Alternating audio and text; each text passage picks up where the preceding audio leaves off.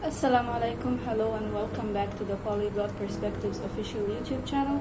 My name is Nada and today I wanted to talk about acquiring the Arabic language, the differences between standard Arabic and the dialect, and how I think you should approach both of them.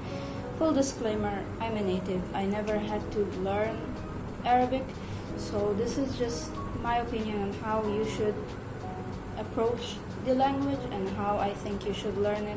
So take my advice and adjust it to your goals, your motivations, and how you learn. Arabic is one of the most widely spoken languages in the world with approximately 22 native countries.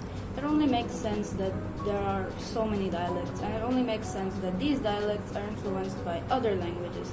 So we have this diversity of dialects.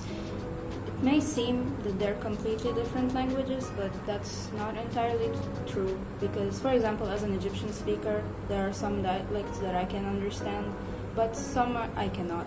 Some are easier than others. There are some slangs I wouldn't know, there are some phrases I wouldn't know, but at the end of the day, we all share one common language, which is modern standard Arabic or Fusha. There are a lot of YouTubers who make their videos in modern standard Arabic, and there are many channels which broadcast their shows in Fusha or modern standard Arabic, so it's more accessible to all Arab countries. There used to be one channel I used to watch as a kid, and I would highly recommend this one, called Space Toon, where they would broadcast anime or cartoon dubbed in modern standard Arabic, so it's more accessible to children in Arab countries. It's really good. Anyways, so how do you approach Arabic? How should you approach the dialects? What should you do? Where do you start? All of those questions. Personally, I think you should start with modern standard Arabic, and then after you get some foundation or some familiarity with modern standard, you should move on to a dialect of your choice.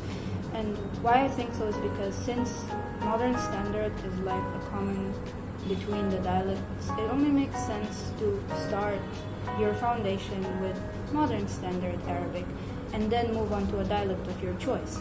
So when you get to a point where you are approaching the dialect, I would really recommend that you do so through immersion and through a lot of listening and not through a textbook for the dialect, because I find those not really helpful as far as I've seen. I may be wrong, but as far as I've seen, they're not really helpful. And I think for a spoken dialect, there should be a lot of input through like YouTube videos or shows and such. So it's more like they wouldn't give you slang in a textbook for certain dialects. So it's not really productive with a textbook.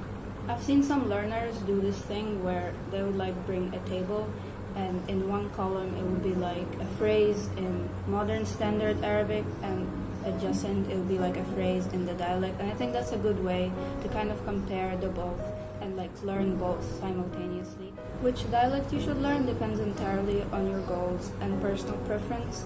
If you're not sure which dialect you want to go with, then you can try immersing in multiple dialects and seeing which one you like the most or which one you're more comfortable with, and then focus on that specific dialect. If you don't want to learn a dialect at all, that's also completely fine. You can just learn modern standard Arabic if that's something that you want, depending on your goals and motivations, of course.